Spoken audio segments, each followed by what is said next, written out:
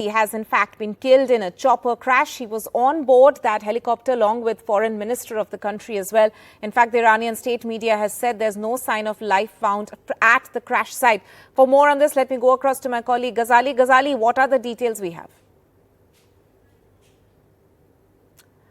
Right. We'll try and reconnect with Ghazali soon, but I'm also joined on the show by Mr. Dinkar Prakash Srivastava, beg your pardon, former ambassador to Iran. Sir, at the moment, the Iranian state media is confirming that the Iranian president is no more. What kind of an immediate repercussion is this going to have in the region, sir? First, I would like to express our deepest condolences for this news. Iran is a friendly country. So far as your question is concerned, let me begin by saying that Iran has a very mature decision-making process. So, passing away of the president, which is a major event in any other country, but at the same time, it's not going to lead to any change in Iran's policies. So far as situation in the region is concerned, I do not think there will be any immediate impact. Right. Mr. Srivastava, please stay with us. I'm also joined by my colleague Ghazali. Ghazali, what are the details we have in this big story, big international story that we are tracking?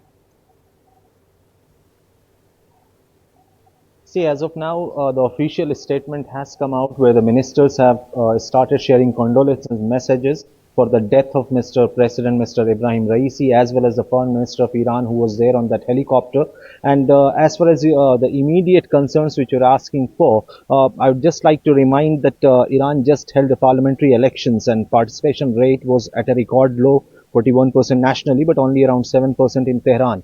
Now, since the death of Mr. Ebrahim Raisi in this helicopter crash, the first Vice President, Mr. Mokhber, will take the charge, and in 16 days, the new elections will have to be called in. So that is the domestic politics of Iran. As far as the geopolitical situation is concerned, the Iran's policies with other countries will continue to remain the same, with powers staying with Mr. Supreme Leader Ayatollah Khamenei, as well as the IRGC, which is the Revolutionary Guard Corps of Iran.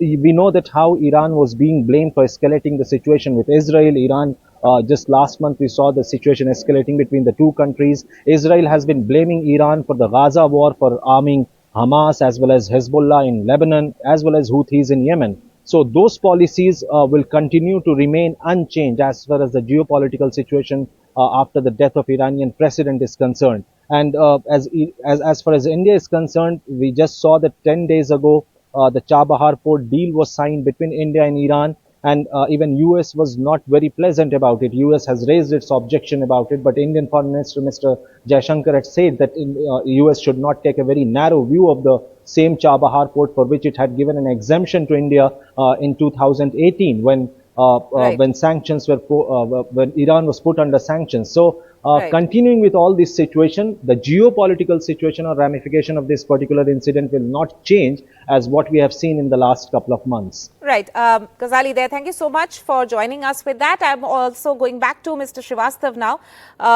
Mr. Srivastava, as Ghazali was also pointing out that, you know, the geopolitical situation and maybe the political ramification of this may be limited. But the fact is that in that area, we can see, regionally speaking, there's, of course, a lot of tension, a lot of conflict that we have seen vis-a-vis Israel and the Hamas situation for the past several months now, since end of last year. How do you think, given that particular background, this sort of a tragedy taking place in Iran, is there going to be any sort of a ripple effect? You mentioned Gaza situation. Now, it's worth recalling that the Palestinian problem has not been created by Iran. It was created in 1948. And at that time, Iran and Israel had very good relations. In fact, that phase lasted for more than 3 decades under Shah. So the Palestinian problem has its own trajectory and origin, which is not linked to Iran.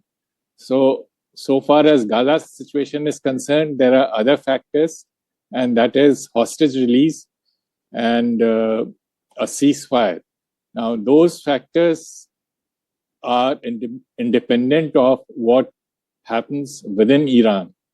So, in my view, there is not going to be any impact of this unfortunate development on situation in Gaza. Right. This is